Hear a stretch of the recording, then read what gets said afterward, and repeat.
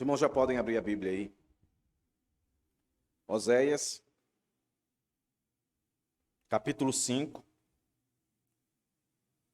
verso 15. Aí entramos no capítulo 6 e vamos até o verso 3.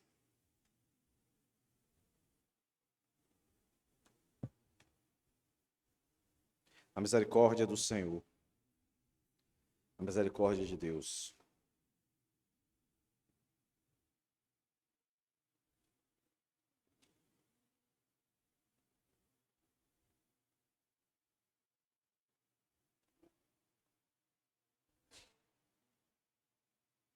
Vamos ler o texto. E depois eu mostro para os irmãos aqui a divisão muito simples. Em duas partes, tá, irmãos? Então vamos abrir nossas Bíblias aí. As vossas Bíblias. Verso 15 do capítulo 5, depois 1, 2 e 3 do capítulo 6. Poucos versos, meus irmãos, mas que tem muito a nos ensinar e nos alertar nessa noite.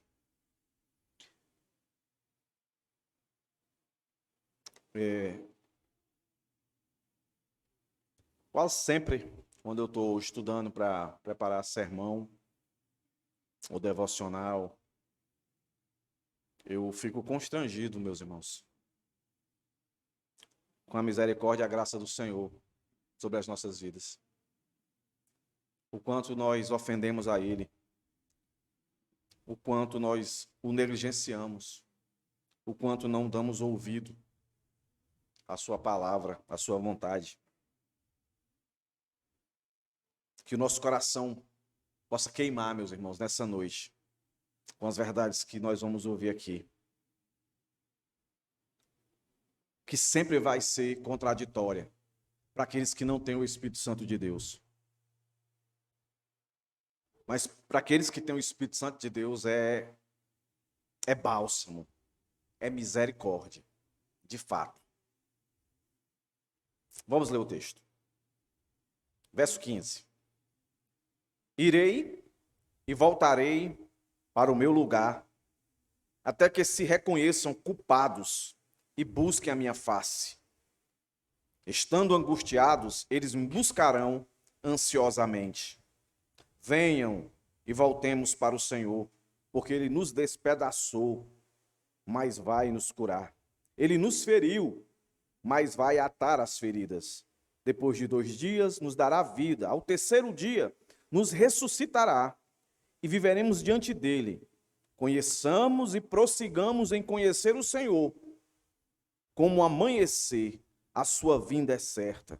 Ele descerá sobre nós como a chuva fora de época que rega a terra. Senhor, eis aqui a tua palavra, mais uma vez aqui, sendo lida diante dos nossos olhos. Deus, perdoa os nossos pecados, nossas falhas, tudo aquilo que de fato nos impede, Deus, de estar na tua presença com o coração quebrantado e contrito. Porque só assim, Deus, poderemos de fato compreender a profundidade das verdades desse texto, para agora, para esse momento, na vida de cada um de nós. Deus, que possamos nos aperceber carentes, Senhor, única e exclusivamente, da compreensão desse texto agora, nesse momento,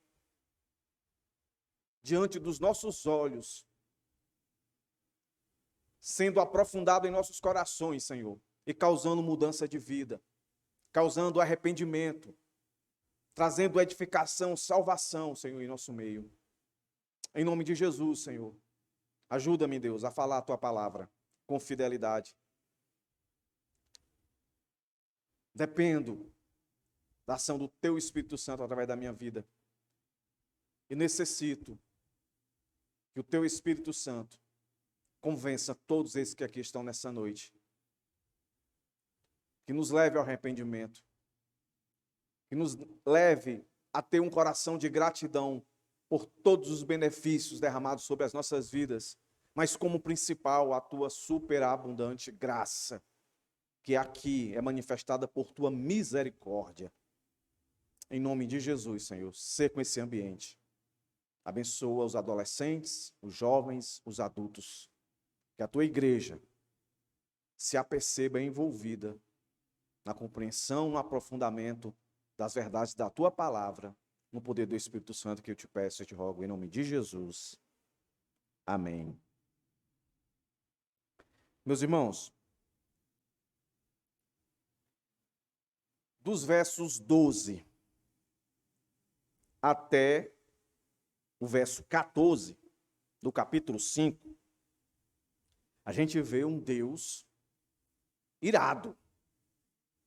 Um Deus irado, onde ele se coloca como aquele que vai ser como uma traça,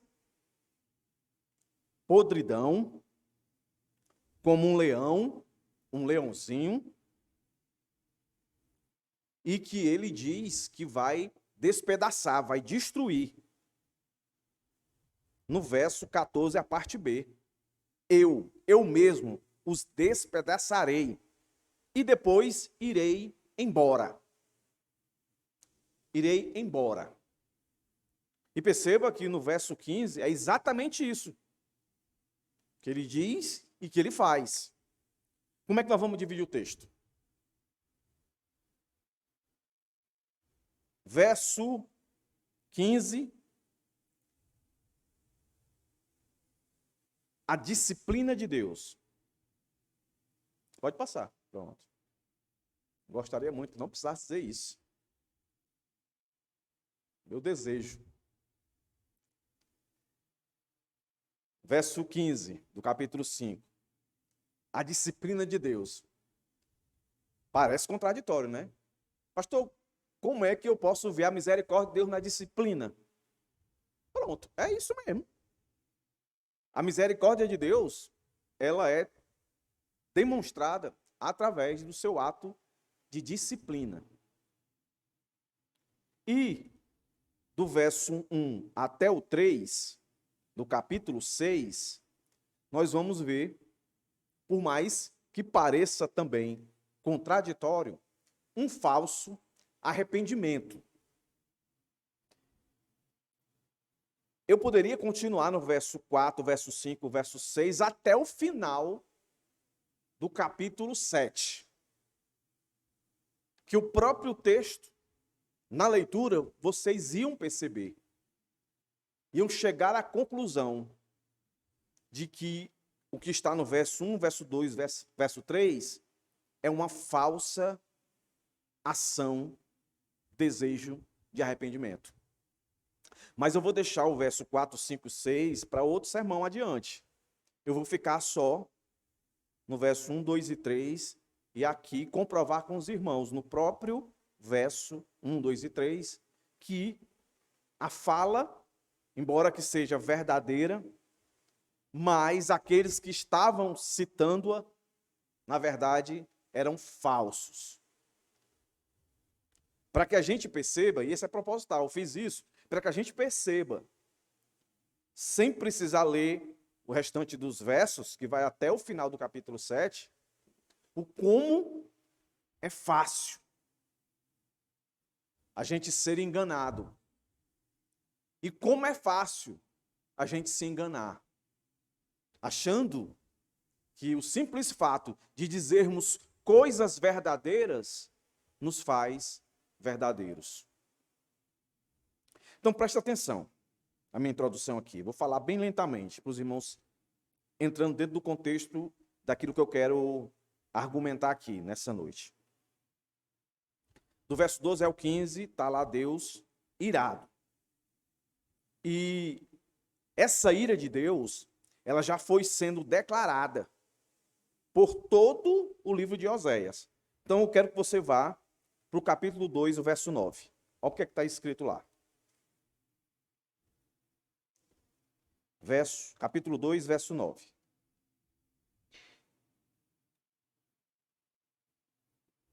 Portanto, farei com que no devido tempo ela devolva o meu trigo, o meu vinho, tirarei dela a minha lã, o meu linho, que deviam cobrir a sua nudez. Certo? 2:9. Agora, capítulo 3, o verso 3 e o verso 4. E eu disse a ela: você vai ficar comigo por um tempo, você não deve se prostituir, nem se entregar a outro homem. E eu farei o mesmo em relação a você, porque os filhos de Israel ficarão por muito tempo sem rei, sem príncipe, sem sacrifício, sem coluna, sem estola sacerdotal ou ídolos do lar. Agora, capítulo 5, verso 6.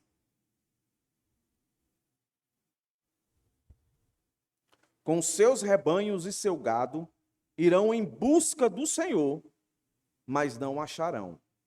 Ele se afastou deles. Então perceba, o Senhor, na sua fala em direção ao seu povo, que a gente viu que no começo compara o povo a Gomé, a mulher prostituta, o Senhor sempre dizendo: se vocês continuarem nas práticas de depravação, de prostituição, de infidelidade para comigo, de idolatria, vocês vão passar necessidades. Eu não vou aceitar o culto de vocês. Vocês vão me buscar e não vão me encontrar. Eu vou me afastar de vocês. E aí nós vimos isso no verso 14 do capítulo 5, ele dizendo: eu vou embora. Eu vou embora. Só que agora, no verso 15, o Senhor de fato sai. E a ideia de sair aí não é de não ter mais uma soberania sobre o povo. A ideia de sair aí, para os irmãos entender, é a ideia de deixá-los viver as consequências das depravações, das infidelidades das quais eles estão cometendo. O Senhor vai se afastar deles. Isso é cruel. Isso é a ira de Deus se manifestando. Não tem uma ira maior de Deus do que o abandono de Deus. Deus está abandonando o seu povo. Ele não deixa de ser soberano. Mas em outros textos, a Bíblia vai dizer que Deus faz separação de pecado. Deus não consegue estar associado a pecado. Então o Senhor se afasta, como o verso 15 nos mostrou aqui. O Senhor vai sair. E a ideia também é de que ele vai, de fato, ficar no seu trono só observando. E olhe que parece contraditório isso. Deus abandona seu povo, isso é juízo? É. Isso é condenação? É. Isso é ruim? É. Mas, ao mesmo tempo, é bom. Porque se você olhar para o texto, ele está fazendo isso para quê? Para duas coisas. Que reconheçam que são culpados e que busquem a face do Senhor nesse momento de aflição. E façam isso rápido. Então, meus irmãos, o que parece ser contraditório, na verdade, é o Senhor disciplinando o seu povo para que, de fato, eles se voltem para Deus, eles vejam o seu pecado, a sua afronta contra Deus e se volte para Deus. Por isso que meu primeiro ponto é a disciplina de Deus. Não é um propósito de destruição, mas é de restauração. Ele quer que o seu povo seja restaurado. Por isso, ele fala isso, meus irmãos. Olha aí para o texto. Irei e voltarei para o meu lugar. Eu vou abandonar vocês. Vou deixar vocês na aflição, na angústia. Envolvido nesse lamaçal de depravação, de infidelidade. E eu vou deixar para que vocês sejam, de fato, experimentados na aflição. E quando vocês perceberem que não tem mais recurso, e aí nós vimos outro texto, que quando eles começam a sofrer as penalidades que o Senhor disse que ia derramar sobre eles, o Senhor vai usar a Síria. Mas antes que isso aconteça, eles vão pedir ajuda a eles. A tribo do norte pedindo ajuda ao imperador da Síria. A tribo do sul, liderada por Judá, pedindo a ajuda da Babilônia ou do Egito. E isso deixou o Senhor extremamente irado. Porque o Senhor queria que o povo voltasse para ele. É só lembrar dos outros sermões, meus irmãos. Mas eles se voltam para isso. Mas a paciência de Deus, a misericórdia de Deus é grande. Ele sai e o recurso didático de Deus é disciplinar o seu povo para que ele acorde. Aqui quem é pai, já foi filho, sabe o que eu vou dizer. Um pai quando bate no filho, um pai quando açoita um filho, o propósito é para que o filho ande no caminho correto. Não é assim não, irmãos? Quando um pai ou uma mãe pega uma cinta, a gente pode nem falar mais isso hoje, né? Porque hoje tem lei para tudo agora, né? Não pode bater na criança, que é abuso, mas cristão pode dar uma chicotada, dar assim uma palmadinha na mão, palmadinha para deixar um sexto dedo, inchar assim a mão e ficar parecendo um sexto dedo. Pode, sem problema, né? Agora, aquilo que eu sempre costumo dizer, se no ato de você açoitar seu filho, você for mordendo a língua, não faça isso, que você já está irado, aí é pecado, entendeu? Você tem que ir com o intuito. Mas o ponto aqui de conexão é que a gente faz isso porque a gente quer o melhor para o filho da gente. Eu me lembro quando eu era moleque, ia jogar bola, então eu jogava bola no meio da rua com um monte de menino. E quando a minha mãe sabia que aquele menino ali tinha envolvimento ou com roubo, com negócio de droga, não ande com fulano, não. Não ande com fulano, não, que ali o caminho é torto, né? Ela estava querendo dizer isso. E se por acaso eu teimasse em andar com ele, a tendência era eu ser influenciado por ele do que ele por mim. E a tendência era eu entrar em depravação, usando aqui a linguagem do texto, em infidelidade. O que a minha mãe fazia? A vara, a chinela. No caso, na época, era chinela havaiana. Né? Para que eu saísse daquele caminho e voltasse para o caminho certo. É assim que Deus age com o seu povo. Está aqui. O Senhor está dizendo para eles, eu vou embora. Mas eu vou fazer isso para que vocês reconheçam a culpa de vocês. Meus irmãos, a gente vive um tempo hoje de uma teologia que agora foi denominada como hipergraça. Talvez você não tenha ouvido falar com essa nomenclatura, mas você já ouviu pessoas pregarem o evangelho só do bônus e não do ônus. Que evangelho é esse? Aquele evangelho que ele só fala aquilo que é bom de fato. O que é que o evangelho fala que é bom de fato? Olha, aceite Jesus. Se você não tem emprego, você vai ter emprego agora. Se você está sozinho, vai arranjar alguém.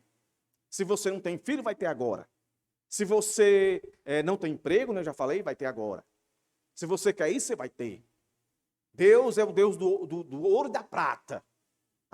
Se muitos te abandonaram, o Senhor nunca te desamparará.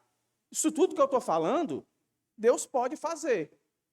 Mas o que é que está faltando aqui? O que é que está faltando aqui, meus irmãos?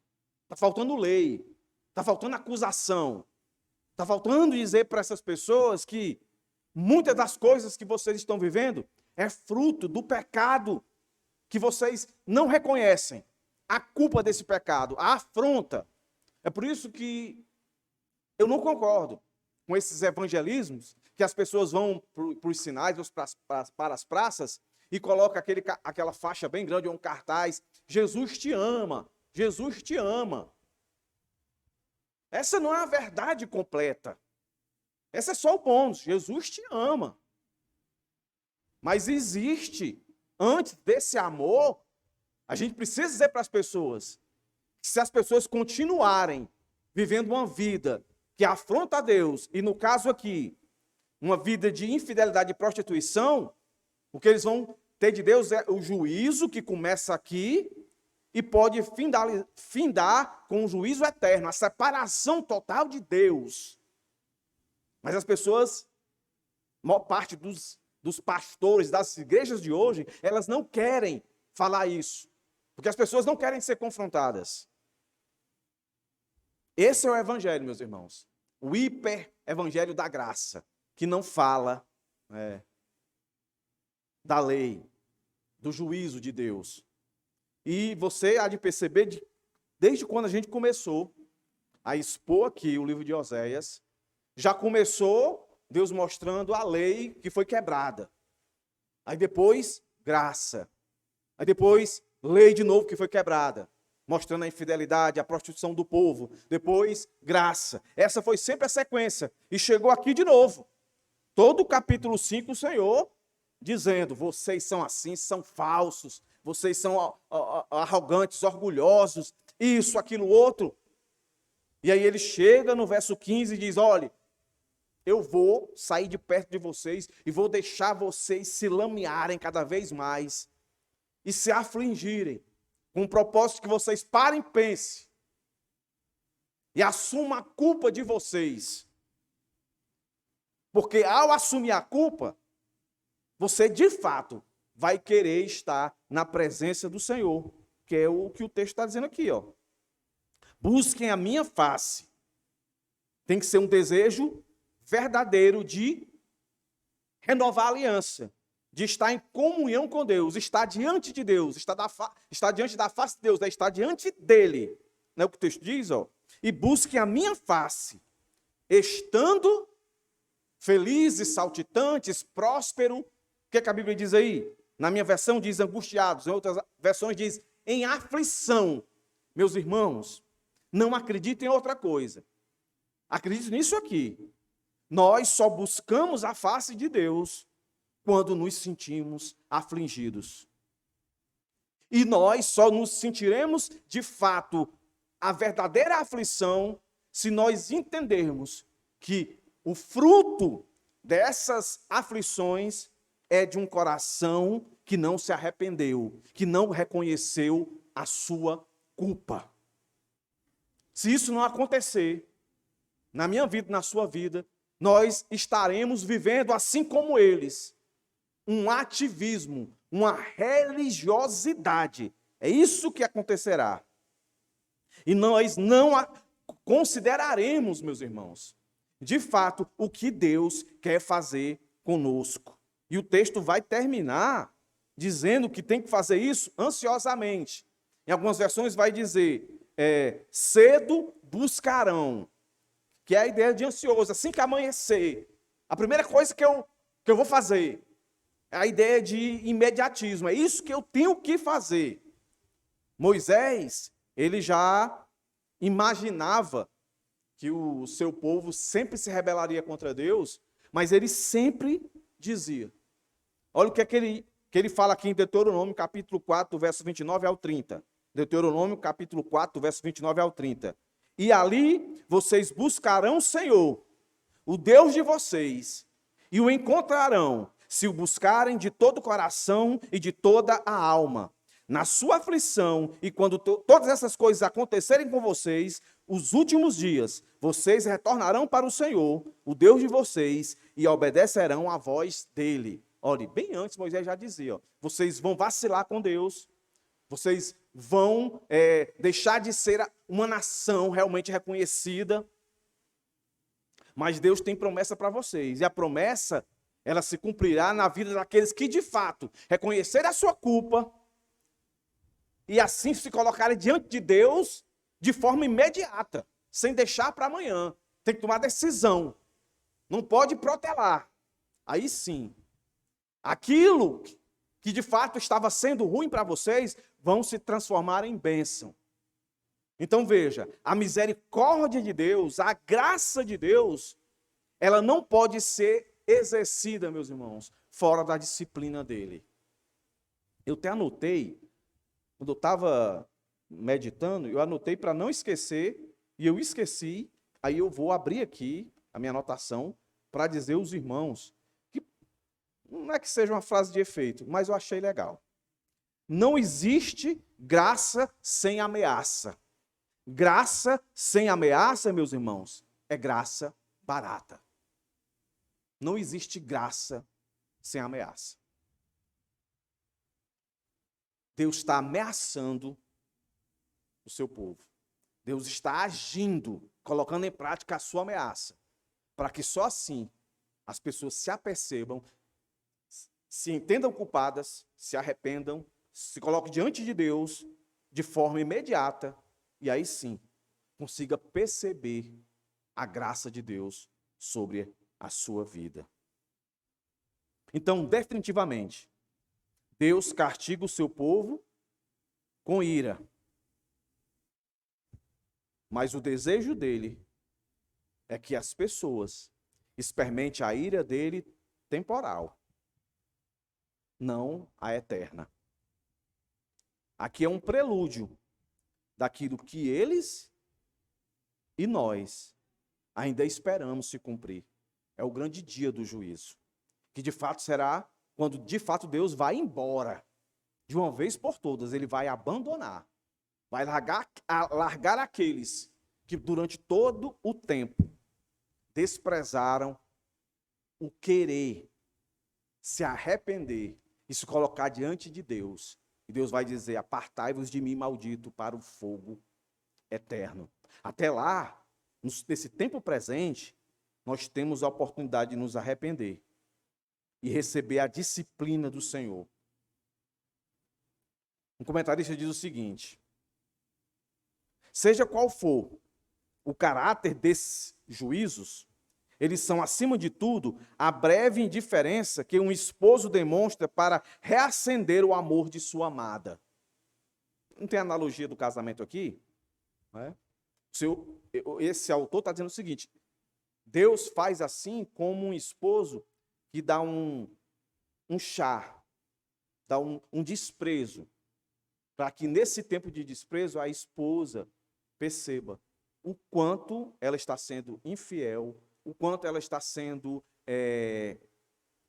indiferente ao amor dado por ele. Todo casal, em algum momento, seja no namoro, no noivado, no casamento, disse isso aqui: você não me valoriza. Depois que perde, aí que vai valorizar. Perde no sentido, né, do cara morrer, né? No caso do crente é o cara morrer, né? Arranjar outra não, tá, irmãos? É o cara morrer. Aí vai dizer: aí quando eu estiver morto, né? Aí você casar com outro, aí você vai lembrar, dizer: fulano era isso, era aquele outro, né? E às vezes a gente fica assim um pouco distante, aí acontece, né? Da esposa reconhecer, se arrepende, aí, ou o inverso, né? O esposo com a esposa, e aí o laço de graça, né? De misericórdia, de favor ali acontece. É isso que esse autor está querendo dizer. Um outro diz assim: o juízo, por mais severo que seja, não pretende aniquilar aquele onde está sendo impresso, né? Mas conduzi-los ao arrependimento, conforme indica com clareza e bem de expressão, até que, não é isso que o versículo diz? Minha face, estando angustiados, eles buscarão atenciosamente. Em outras versões vai dizer: até que venham me buscar. E um último comentarista, ele diz assim: Israel precisava de oração e de verdadeiro arrependimento, mas em vez disso, confiou na política e em tratados inúteis. Ao Senhor só restava afastar-se e esperar que buscassem em verdade e em humildade.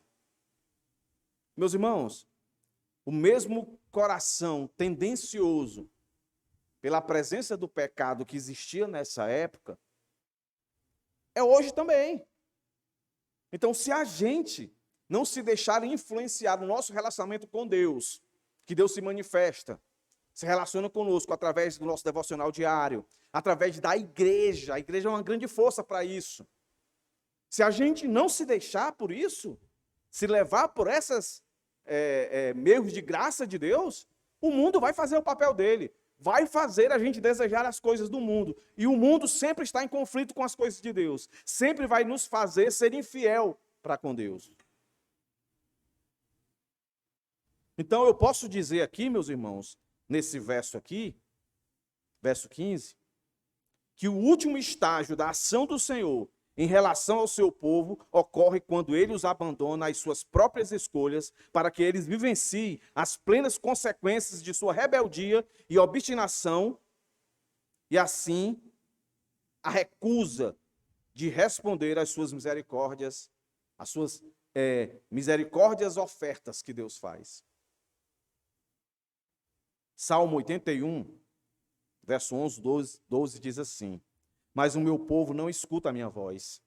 Israel não se submeteria a mim. Por isso eu os entreguei ao seu coração teimoso, para seguirem os seus próprios planos.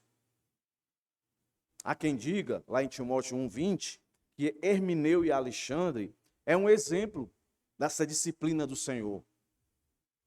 Lá vai dizer que Paulo entregou Hermineu e Alexandre para Satanás. Qual era o espírito que operava aqui? Lembra? Era o espírito demoníaco, que operava, que estava no meio deles e que os cobria, que os guardava. É o mesmo que opera hoje. Aí alguns entendem que quando Paulo diz isso, é o que Deus está dizendo aqui para o povo dele aqui. Israel, representado pelo reino do norte e o reino do sul. Estão os dois aqui, né? Judá e Efraim. Efraim representando o reino do norte, Judá representando o reino do sul. Ele está dizendo, vou deixar vocês nas mãos do império, do diabo, do demônio, desse espírito maligno, para que ele use vocês, tratem vocês como objetos, que vocês cheguem ao fundo do poço, para que vocês se arrependam. Outros também vão dizer, aquele indivíduo lá de 1 Coríntios capítulo 5, entrega a alma dele a Satanás, para que no final ele seja salvo. Então, de repente, tem muitos cristãos aí no mundo apanhando, a gente diz assim, tá desviado. Está desviado, mas aquele desvio dele é Deus disciplinando ele. É Deus pegando a cara dele e assim esfregando naquilo que ele acha que é prazer, que é alegria, que é tudo de bom, para levar ele ao arrependimento, meus irmãos. Para levar ele ao arrependimento. Essa é a ideia. Mas será que esse povo se arrependeu? Será que esse povo se arrependeu? Aí que a gente entra, meus irmãos, no verso de 1 ao 3, que vai mostrar aqui para a gente. Meu desejo é argumentar que os irmãos percebam aqui, sem precisar ir no verso 4, verso 5, verso 6, verso 7 e continuar, para a gente entender. Aqui já dá para ver. O verso 1 começa assim, né? Venha, voltemos para o Senhor. Há duas maneiras de interpretar o verso 1, 2 e 3. A primeira delas é entender que quem está falando aqui, verso 1, verso 2, verso 3, não é o povo que foi chamado a se arrepender no verso 15. É Deus falando através do profeta. É Deus dando uma oração modelo. Certo? Então entenda assim. A primeira interpretação que a gente pode fazer desse texto aqui. O Senhor disse, eu vou embora, eu vou deixar vocês, para que vocês reconheçam a culpa de vocês, para vocês buscarem a minha face, nesse momento de angústia e aflição que vocês passarão, e aí entenda, a Síria chegando. E vocês, rapidamente, ansiosamente me busquem. E aí eu vou deixar aqui uma oração modelo, para que isso seja um encorajamento para vocês. E aí Deus vai e fala, pela boca do profeta, venham e voltemos, é isso que vocês têm que fazer. Vocês têm que orar isso a Deus e viver essa oração. Venham e voltemos para o Senhor, porque Ele fez o quê? Ele nos despedaçou. Então, despedaçou, está no passado. É a ideia de que eles reconheceram que tudo aquilo que estava acontecendo pelas mãos do império da Síria era aquilo que Deus tinha prometido a fazer. E hoje eles estão exilados. Não são mais reconhecidos como uma nação. Eles foram agora capturados pela Síria. E Judá pela Babilônia. Não tem mais cidadania. Agora são um povo estranho em uma terra estranha. Aí a ideia é essa, que eles orem isso aqui. Depois de 2 dias, Ele nos dará vida, e no 3º dia nos ressuscitará, e viveremos diante dEle, que bênção. Por isso, conheçamos e prossigamos em conhecer. Por isso, vamos ficar nesse relacionamento, conhecer, yadá do hebraico, a ideia de conhecer, ter relacionamento, intimidade. Vamos continuar com essa intimidade com Deus, não vamos mais ter intimidade com o mundo da época, o mundo governado por imperadores que não faziam a vontade de Deus. Não vamos mais andar com o mundo, vamos andar com o Senhor, e tal, e tal. E Ele florescerá, e Ele multiplicará a nossa vida. Chuva é a ideia de bênção multiplicada. Lembra que Baal era o Deus da fertilidade? Mas reconheça quem de fato é o Deus dos deuses, é o nosso Deus. Ele que é o Deus maravilhoso que multiplica tudo. Essa é a primeira percepção. Só que a gente não pode acreditar que seja assim. Embora que tenha alguns comentaristas que defendam que é isso. Porque eles vão dizer, como explicar o verso 4? Eu vou ler só o verso 4 aqui. Eu disse que não ia ler, mas vou ler. O verso 4 diz assim, ó: que farei com você, Efraim? Que farei com você, Judá? Porque o amor de vocês é como a névoa na manhã e como o orvalho na madrugada, logo desaparece. O verso 4 está dizendo, nessa primeira perspectiva, que eles não fizeram essa oração. Porque se tivesse feito, não seria essa fala do Senhor. Entendeu, irmãos? A primeira posição é Deus falando pelo profeta, dando um encorajamento, um exemplo de como eles devem cultuar a Deus, se chegar a Deus. Mas o verso 4 está dizendo que eles não fizeram isso. Essa seria a primeira interpretação. A segunda, que eu vou mostrar para os irmãos agora, é a que eu defendo, porque a maioria dos comentaristas defendem. Eu não sei como é que está aí na sua Bíblia, mas na minha Bíblia diz assim, arrependimento fingido. Como é que a gente entende, então? A gente entende que não é o profeta que está dando um exemplo, está dando uma pesca, orem assim. Porque a gente não viu isso nos capítulos anteriores. Que a sequência não foi essa? Juízo, condenação de Deus, aí graça, misericórdia. Não foi sempre isso, sempre isso, sempre isso, sempre isso, sempre isso. Aqui, todas as vezes que se falava de misericórdia de Deus, nunca foi desse jeito. Por que aqui seria? Então, a maioria dos comentaristas entendem quem está falando isso aqui são eles. E a justificativa é o verso 4 e tudo que vem depois. E a justificativa é quando eles usam as mesmas palavras que são encontradas no verso 12 até o 14. E colocam as palavras no passado. Querem dizer, sim, são eles. Tem uma versão que vai terminar o verso, a minha não aparece, mas tem uma versão que vai terminar o verso 15 assim, dizendo. Então a ideia é de que eles, depois de passar por essa verdade aqui do verso 12 até o verso 14, foram despedaçados, tirados do seu território e exilados em uma terra estranha. E ficaram sendo escravizados, tanto do Reino do Norte como do Reino do Sul. Aí, ao estar passando por tudo isso, aí eles lembram da misericórdia do Senhor e se voltam para o Senhor. Eles lembram do verso 15, que o Senhor diz para eles, vou deixar vocês entrar em aflição. E eu vou fazer isso propositalmente, para que vocês reconheçam a culpa de vocês e vocês se voltem para mim, me busquem a minha face e façam isso rápido. Então, meus irmãos, a ideia é essa, que eles dizem essas verdades aqui, que quem de fato vai sarar as feridas deles, quem de fato vai fazer o inverso, maldição para a bênção, é Deus, não tem governo humano.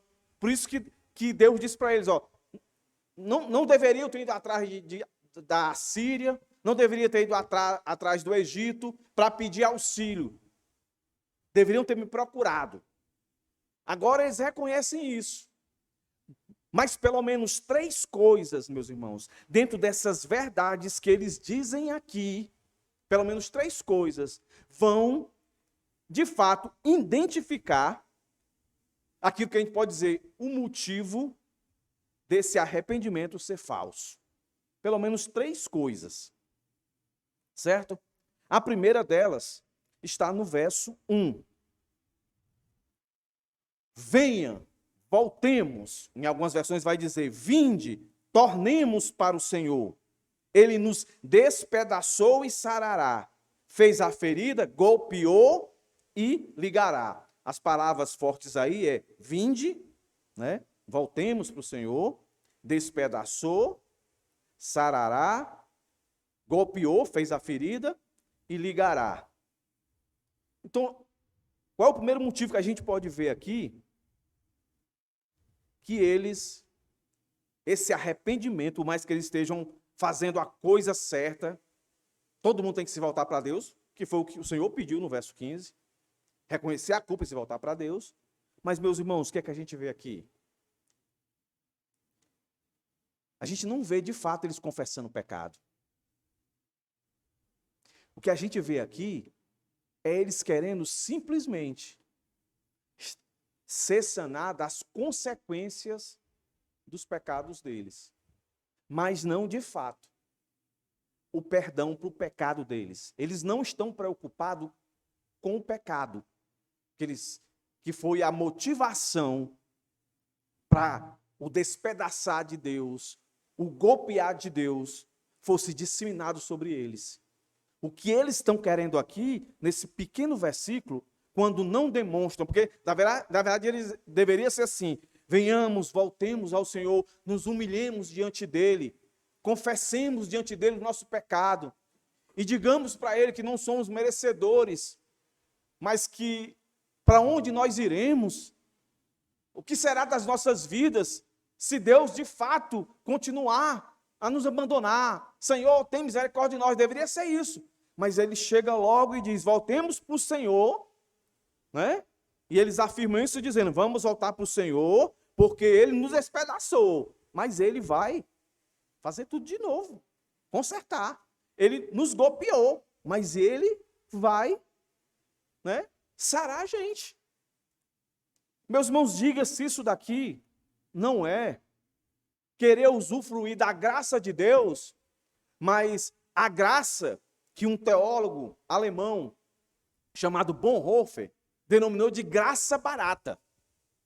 Olha o que ele diz sobre graça barata no seu livro Para Todos. Ele tem 2 livros, vários livros, né? Mas nesse assunto é um livro chamado Para Todos e Discipulado, de Dietrich Bonhoeffer, um alemão que morreu aos 39 anos de idade, enforcado, porque ele se levantou contra o nazismo. Nasceu em 1945. Certo? Ele diz o seguinte, ó: a distinção essencial entre graça barata e graça que custa muito está no fato de que a segunda reconhece a correlação entre a graça e o discipulado, enquanto a primeira ignora completamente essa correlação. É a pregação do perdão sem arrependimento. É a ceia do Senhor sem confissão de pecado. É a absolvição sem confissão pessoal.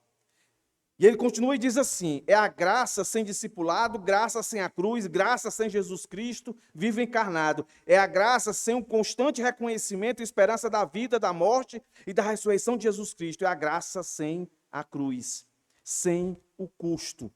O que esses judeus aí estavam fazendo é simplesmente querer ter a felicidade, como diz um comentarista, e não a santidade. Uma abundância de circunstâncias, e não uma abundância de caráter. Derramavam lágrimas de remorso pelo seu sofrimento, mas não de arrependimento por seus pecados. O que eles queriam era definitivamente, meus irmãos, não sofrer mais. Eles não estavam com a convicção de pecado no seu coração. O que eles queriam era se livrar da situação difícil que eles estavam. Qual é a situação deles? Despedaçados e golpeados, feridos. O que eles queriam é ter o seu externo, a sua situação externa mudada. Eles não conseguiam ver que a bagunça que estava no externo era devido à podridão que o coração deles produzia. E produzia por quê? Porque não adorava o Deus verdadeiro, e por isso se prostituíam literalmente e se colocavam em infidelidade com Deus. Eles não estavam preocupados com isso. Eles se sentiam bem com a sua culpa. O que eles queriam era mudar as circunstâncias. Meus irmãos, olhem se isso não é parecido no dia de hoje. Olhem se essa graça que eles estão querendo não é a graça que tem sido oferecida para muitas pessoas. E que muita gente acha que essa graça aí sustenta as pessoas, de fato transforma a vida das pessoas. Olhe se não é isso que muitas pessoas estão indo em busca nas igrejas. Eu não quero me arrepender, eu quero ter a situação da minha vida mudada, as circunstâncias da minha vida mudada. Eu não quero saber de andar com Deus. Porque graça de verdade, a graça que custa, ela custa, porque você precisa ficar andando com o Senhor. Você precisa perseverar andando com o Senhor. Você precisa dar ouvidos à repreensão que o Senhor está fazendo. Eles não querem isso. Eles só querem a mudança da sua vida. Esse é o primeiro ponto.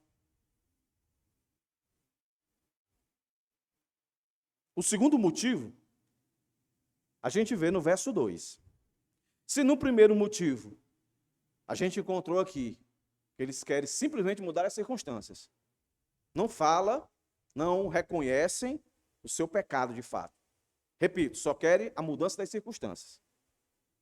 Querem ver a ação miraculosa do Senhor em transformar a maldição em bênção, simplesmente. O segundo motivo, o texto vai dizer, depois de 2 dias, e a palavra é, nos revigorará. Ao terceiro dia, a palavra é, nos levantará, e viveremos diante dele. Senhor, revigora e nos levanta, aí sim, nós vamos estar diante de ti. Como é que estava o coração do judeu quando ele estava dizendo isso? Pelo verso 1, um judeu interesseiro. E ele não era só interesseiro. Era interesseiro e queria que a coisa fosse resolvida logo. A ideia de 2 dias levantará, ou 2 dias revigorará, e no terceiro dia levantará, a ideia é assim, ó, rápido. Eu quero para agora. Eu não quero para amanhã. Eu não quero daqui para um mês, daqui a um ano, não. Eu quero agora. Eu quero que o Senhor transforme a minha vida, as circunstâncias da minha vida, aquilo que está tudo quebrado, despedaçado, aquilo que está ferido. Eu quero que o Senhor conserte. O Senhor tem poder para isso. Eu quero que o Senhor faça isso. É esse sistema de relacionamento que a graça barata produz. Um imediatismo. As pessoas vão delimitar o seu grau de satisfação dentro da caminhada com o Senhor, não é pelo que eles entendem, mas pelo que eles sentem, o que eles veem. Eles vão julgar ser pessoas abençoadas, não em relação ao quanto eles reconhecem a sua culpa, os seus pecados, e tem um Deus misericordioso para perdoar os seus pecados. Eles vão avaliar o seu grau de espiritualidade por aquilo que Deus tem agido nas circunstâncias externas da sua vida, e de forma rápida. Aí diz, olha como Deus é bom, é o culto dos milagres. Você vem aqui e o que você pede a Deus com fé, Deus faz, Deus muda as circunstâncias. Meus irmãos, os versos que estão aqui, o verso 1 e o 2, são verdadeiros, Deus faz essas coisas. Mas aquilo que eu disse, não é porque é uma verdade que ela vai ser verdade de fato, vai depender do coração de quem está fazendo isso. E o coração desses aqui não era um coração de fato arrependido, porque eles estavam pensando só naquilo que era externo, e de forma imediata. Vem Deus. Israel acreditava que o tratamento divino funcionaria rapidamente. Queria um livramento imediato, algo instantâneo, de solução rápida. E por quê? E por que isso? É só lembrar. Isso era uma prática prometida pelos falsos deuses.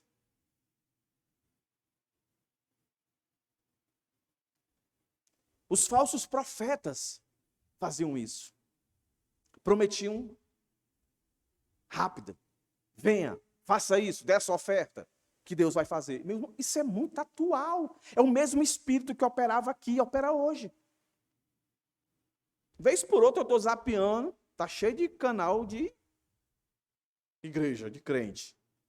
A gente só vê isso. Venha, desafie Deus. Tenha fé, sua vida vai mudar. Aí bota a gente para dar testemunho. A minha vida estava despedaçada. Eu estava todo arrebentado. O diabo me golpeava todo dia. Aí o que você fez? Eu disse, Senhor, Tu é o Deus poderoso, Senhor. E Tu abre porta onde não tem porta.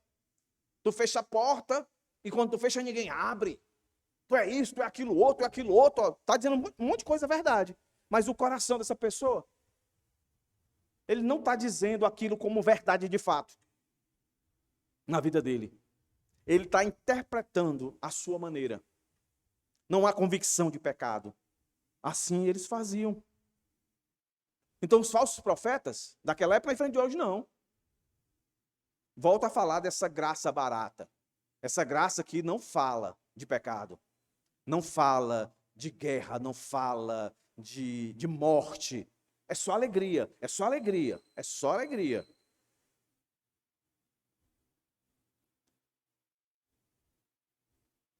E eles queriam que Deus agisse como os deuses que, na hora que eles iam cultuar, faziam.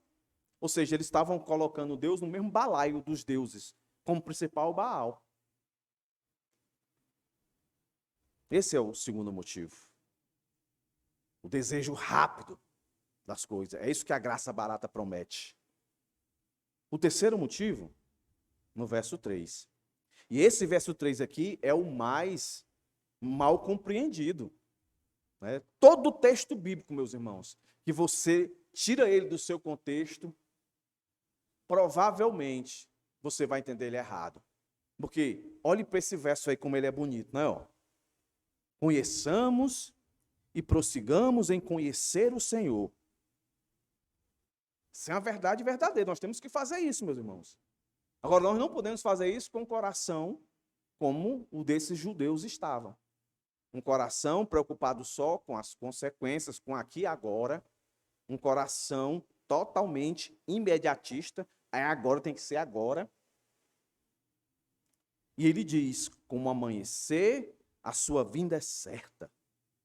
Ele descerá sobre nós como chuva. Bênção, bênção. Como chuva fora da época que rega a terra. Então, aqui para fechar a tríade, o que eles estão dizendo aqui é que eles estão buscando Deus só pelas bênçãos, meus irmãos. Não por quem de fato Deus é. Esse povo aqui estava tão dominado, influenciado por esse espírito maligno, que eles chegavam diante de Deus, verso 1. Verso 1. Senhor, muda a minha circunstância agora. Verso 2. Senhor, muda rápido. Senhor, eu quero é bênção. Porque Tu é bênção. Em momento algum, nem no verso 1, nem no verso 2, nem no verso 3, eles se colocam como um coração contrito e quebrantado. Como eu disse no verso 1, Senhor, tem misericórdia de nós. No verso 2, Senhor, nos faz suportar. Age de acordo com o Teu tempo, Senhor. Podia até dizer, Senhor, não demore. Mas 2 dias, 3 dias, Ele vai fazer isso, Ele vai fazer aquilo outro. Parece o linguajar desses pastores que aplicam a graça barata. Sua empresa está quebrada? Seu casamento está quebrado? Venha para o curso aqui de casais. 1 mês seu casamento vai ser restaurado. É o imediatismo. E as pessoas vão, não porque querem Deus, mas querem os benefícios de Deus. Querem a prata e o ouro que Deus pode dar, mas não querem aquilo que é mais valioso do que o ouro e a prata, o próprio Deus. Ninguém aqui, meus irmãos, ninguém aqui gosta de que as pessoas se aproximem pelo que a gente pode proporcionar. Ninguém aqui. Nós queremos que as pessoas se aproximem da gente por gostar da gente, por querer estar perto da gente. Aqui ninguém gosta de pessoas que só vêm a nós quando estão necessitados, quando estão passando por algum problema. Isso já aconteceu com você? Amigos de trabalho, de faculdade, de colégio, irmãos da igreja, nunca fala com você, não dá um paz do Senhor, nem nada, mas quando acontece alguma coisa que mexe na sua estrutura externa, aí ele vai atrás de você. Aí quando tudo está bem, ele tchau, benção. Esse é o espírito que estava aqui nos corações desses que disseram palavras verdadeiras, mas que para eles soou como falsas. Queriam um Deus para mudar as circunstâncias externas, queriam um Deus que fizesse isso rápido, e queriam um Deus que continuasse a abençoá-los, que fosse sempre fonte de bênção. Chegar, bênção, bênção, nunca serem confrontados. É isso que o texto diz, ó. Conheçamos e prossigamos em conhecer o Senhor, como a alva da sua vinda é certa. Como alva, a sua vinda é certa. E ele descerá sobre nós como chuva rega a terra. Então Israel tinha abandonado a Deus para buscar Baal, o padroeiro da prosperidade. Eles não estavam interessados em Deus, mas em suas colheitas. Eles queriam prosperidade, não conhecimento de Deus. E repito, é exatamente o que a igreja evangélica hoje oferece, infelizmente. Um comentarista, ele diz assim, ó, o Baal, adorado em Israel, era um deus da fertilidade. Para uma colheita abundante, deveria haver chuva. Eles esperavam que o seu Baal lhe enviasse chuva. É como se fosse uma troca. E Yahvé pode lhes dar o que Baal comumente lhes dava, então eu vou buscar o Senhor. Então, o que esse comentário está dizendo é que nessa oração deles aqui, nessa fala deles, era como se eles estivessem dizendo isso. Ó, Senhor, a gente buscava Baal, e Baal, ele dava. Então, nós estamos te buscando porque nós acreditamos que tu também dá. Não era algo de fato por amar a Deus. Era com medo de sofrer as retaliações que estavam sofrendo, ou que tinham sofrido, mas de alguma maneira colocando Deus no mesmo patamar dos deuses, como principal o Baal. Aí um comentarista, ele é certeiro quando ele diz isso aqui, ó. Conheçamos e prossigamos em conhecer ao Senhor. Eram nobres, mas foram proferidas muito tarde, quando Israel não tinha mais força moral para livrar-se do seu conceito pagão do caráter de Deus e colocar em prática a sua resolução. É o que infelizmente está acontecendo hoje em muitas igrejas. As igrejas deixaram de ser de Deus há muito tempo, mas as pessoas não conseguem mais perceber, dada a influência dessa pregação, essa graça barata, sabe, que não exige confronto, mudança de atitude. Arrependimento é você não fazer mais aquilo, é mudar de atitude. É você reconhecer a sua culpa, como disse lá o verso 15. E as pessoas estão dentro de um monte de igreja achando que ali Deus está sendo cultuado, quando na verdade deixou há muito tempo. E usam palavras verdadeiras, mas que o conceito muda devido ao seu coração. Então, como é que eu concluo isso aqui, meus irmãos? O que seria, então, um arrependimento verdadeiro e não falso? Lembra que eu disse? A linha é muito tênue. Porque se você tira o verso 1, o verso 2 desse contexto, se ele está em outro contexto, meus irmãos, maravilha. Venha e voltemos para o Senhor, porque Ele nos despedaçou, mas vai nos curar. Depois de 2 dias, nos dará vida, ao terceiro dia nos ressuscitará e viveremos diante dele. Conheçamos e prossigamos em conhecer o Senhor. Como amanhecer, a sua vinda é certa. Ele descerá para nós como chuva fora de época, que rega a terra. Bênção. Mas qual é o contexto aqui? É um contexto que Deus castigou, destruiu um povo porque era prostituto e infiel para com o Senhor. Aí eu repito, quais são as características que a gente pode, de fato, denominar para que a gente consiga perceber um arrependimento correto? Está no verso 15. Reconhecer pecado, buscar a face de Deus e de forma imediata, rápida. Verso 15 do capítulo 5.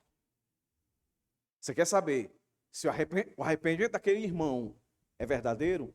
Observe isso nele. Ele assume a culpa ou ele bota a culpa nas circunstâncias? Ele assume a culpa? E quando ele assume a culpa, ele vai quebrantado e contrito diante da face do Senhor? E ele faz isso de forma rápida? Ele não quer perder tempo? Esse irmão se arrependeu. Quando o pecado derruba você, você vai por esse caminho? Então é arrependimento verdadeiro. Mas se não for por esse caminho, você pode citar a Bíblia, dizer textos verdadeiros da Bíblia, mas você está sendo um hipócrita.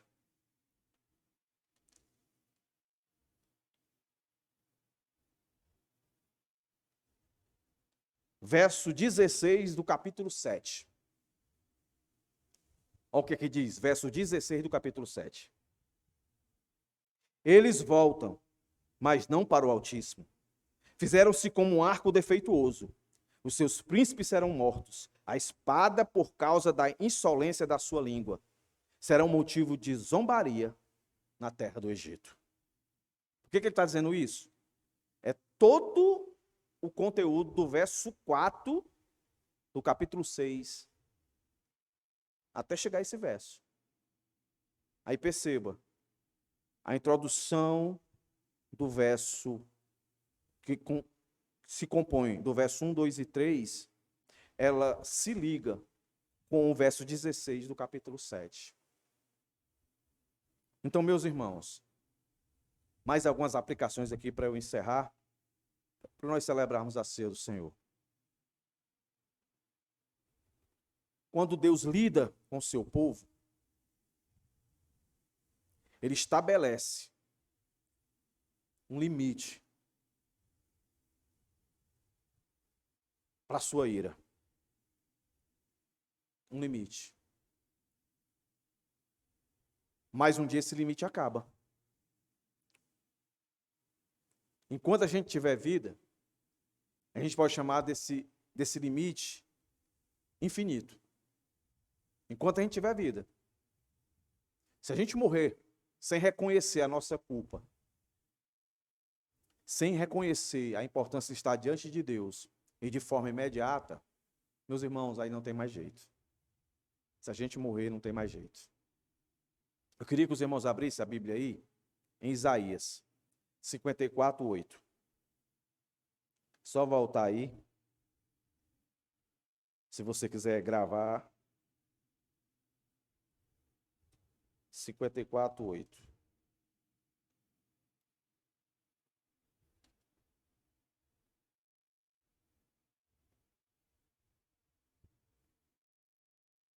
Olha que verso maravilhoso, meus irmãos.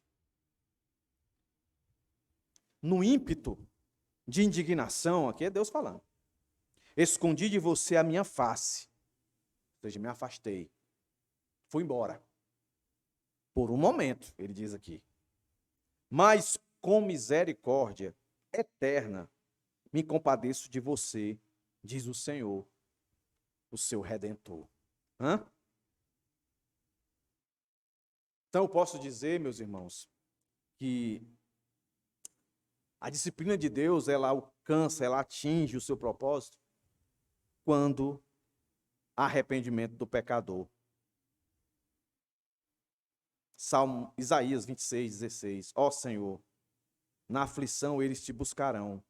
Eles derramaram uma oração sussurrada quando o teu castigo estava sobre eles. A Bíblia vai dar um exemplo de um contexto assim que um homem chegou a arrependimento, né, diante do Senhor, que é Manassés, 2 Crônicas, capítulo 33, o verso 12 a 13. Eles não se arrependeram. Um arrependimento que lamenta apenas as consequências do pecado em vez de chorar pelo pecado é falso. Não é arrependimento. O arrependimento, meus irmãos, e a fé são dois elementos da conversão. O arrependimento é o reconhecimento da culpa, enquanto a fé é a volta para Deus, para depositar nele a nossa confiança. Isso é a graça custosa, que não custa nada para nós, mas que custou para Deus.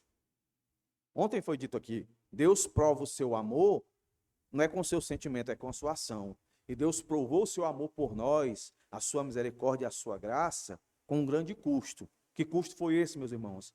Entregar o seu filho para morrer. Para morrer.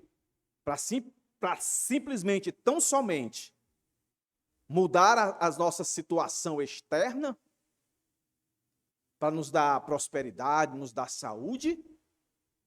Não. A prioridade foi para nos livrar da ira do Pai. A ira do Pai, que é externada, que é colocada no tempo e no espaço com aquilo que nós conhecemos como inferno. As pessoas não deveriam ter medo do inferno. As pessoas deveriam ter medo daquele que manda e vai mandar as pessoas para o inferno. Aqui no nosso texto, o Senhor, no tempo e no espaço, mandou o seu povo para o inferno. Uma parte para o exílio com a Síria, outra parte na Babilônia. Sofreram, foi tempos difíceis. E na Babilônia, o profeta, ou é Ezequiel, ou é Jeremias, ou é Isaías, não me lembro agora. Se levanta um profeta e diz, não vai ser 70 anos não. A graça barata. Deus vai mudar a situação de vocês e agora. Pode se ajeitar para sair. Não vai ficar esse tempo todo não. Aí o profeta de Deus chega e diz, é mentira. Vai ficar tudinho aí do jeito que Deus disse. O profeta da hipergraça, o profeta da graça sem o ônus. Vai ser rápido, vai ser imediato. Porque o Deus que eu estou falando para vocês não é o Deus irado, é o Deus amor. Não vai demorar isso aí não, vamos sair logo. Qual foi a palavra que foi cumprida? A palavra quando Deus diz, vai ser 70 anos. E ponto. E acabou. Por isso que eu trouxe aqui o Bonhoeffer. E eu vou citar. Para que você tenha convicção e arrependimento, você precisa valorizar a graça. Ele diz assim, a graça que custa muito é um tesouro escondido no campo pelo qual as pessoas vão e vendem tudo o que têm com alegria. Está parafraseando Mateus. A graça que custa muito é o evangelho que deve ser buscado repetidas vezes. O dom que deve ser pedido, a porta na qual se deve bater. Ela custa muito porque nos chama ao discipulado. É a graça porque nos chama a seguir a Jesus Cristo. Custa muito porque custa a vida das pessoas. É a graça porque é uma consequência, faz as pessoas viverem. Custa muito porque condena o pecado. É a graça, porque justifica o pecador. Sobretudo, a graça custa muito, porque custou muito para Deus.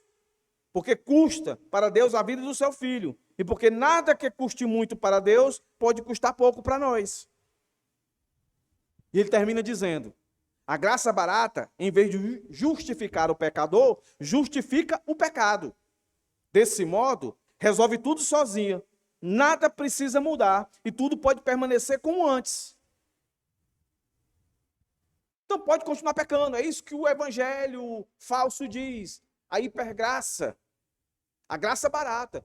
Pode continuar pecando. Pode viver a vida que você quer viver. Deus é amor. Deus é amor. Pode orar pedindo a Ele, Senhor, restaura a minha casa. Me dá um carro novo. Me cura. Pode pedir que Ele vai fazer, porque Ele é Deus amoroso. E peça com convicção para amanhã. Não peça para depois da manhã, não. No máximo 3 dias. Porque Ele é um Deus que é um Deus de chuvas de bênção. Então pode clamar. É isso. Esse foi o pecado deles, esse foi o pecado que os levou. Eu fico tentado para ler o resto do texto, eu vou ler só mais um versículo, tá bom? Verso 5 do nosso texto lá. Domingo que vem eu vou esmiuçar ele aqui. Olha o que o verso 5 diz.